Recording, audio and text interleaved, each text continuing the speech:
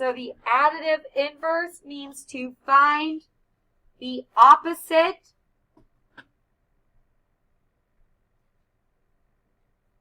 The formal definition is that A plus negative A equals 0. So the additive inverse for something like number 1 is negative 2 minus 3i.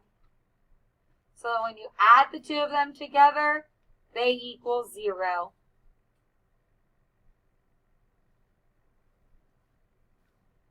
Okay, jumping down to the next one. To simplify the square root of 40.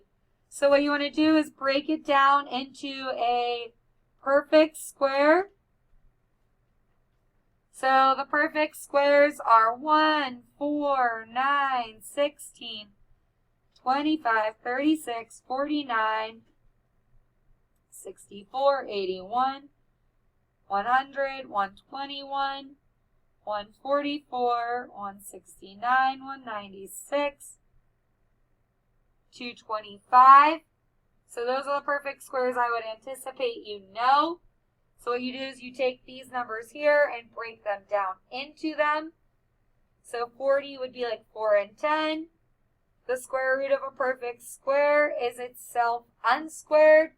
So 2 squared is 4. So square root of 2 squared is 2. So the square root of 40 reduces to 2 square roots of 10.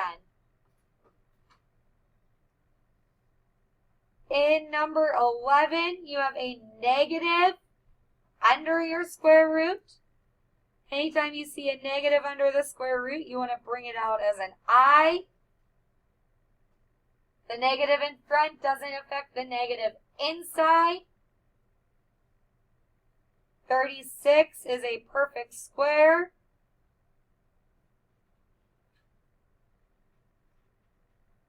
So square root of 36 is 6. So you get negative 6i.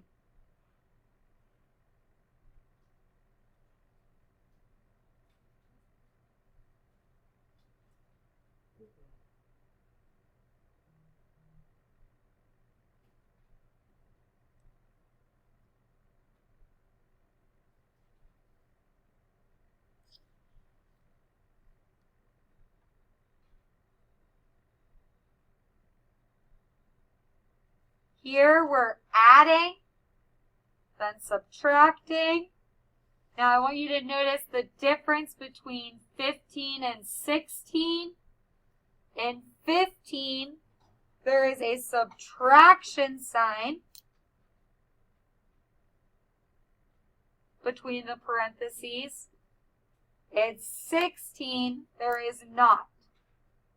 So in 15, you're subtracting. In 16, you're foiling.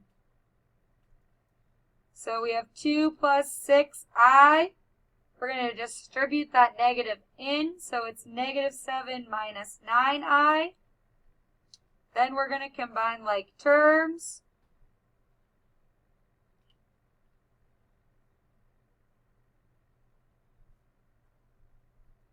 So you get minus 5 minus 3i. 2 minus 7 is negative 5. 6 minus 9 is negative 3i. In 16, you go first, outer, inner, last.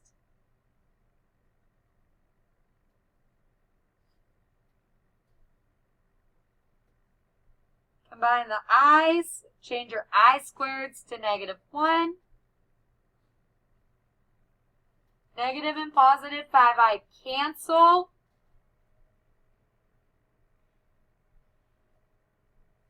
A negative 1 times a negative 25 gives a positive.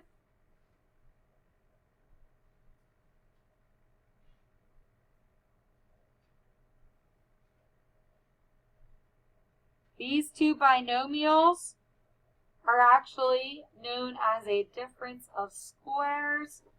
That's why the i's canceled in the middle.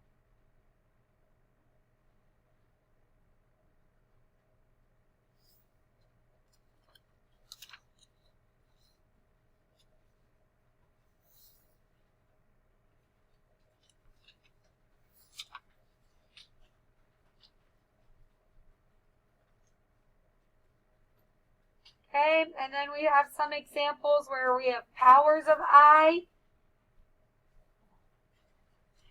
So we're jumping over to 42. So remember what you do is take that 323, you divide it by 4.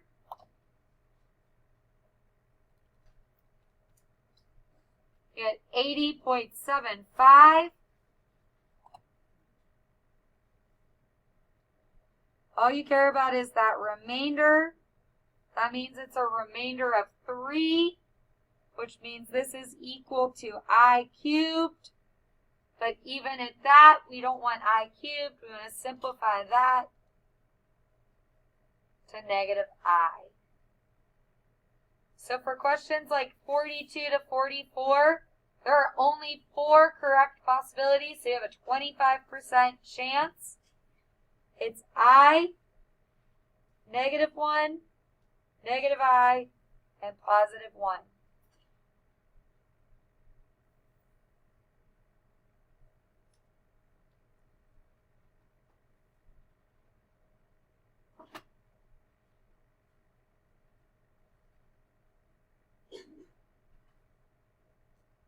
Okay, so we're going to utilize class time today to work on this. If you get stuck, feel free to come back and ask me for help. If you're looking, you're just like, yeah, I don't know how to do that at all, I can gladly put up any other questions on the projector. But the idea is for you to work through these and figure out, where you need help, if you need help, and just practice and review everything we've done from 5-4. This homework and last night's homework is due Monday morning.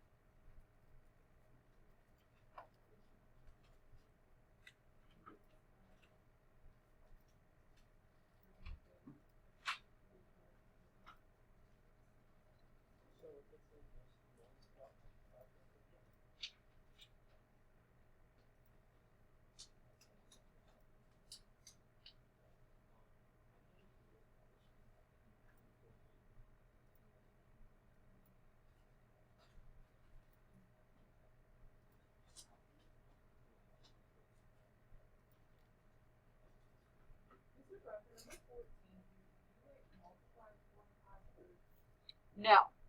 So for number 14, it's 4 minus. So then you bring out the negative as an I. The square root of 25 is 5. So it's just 4 minus 5I. Because the 4 is the real, and that's the imaginary, so we can't combine them together. All right?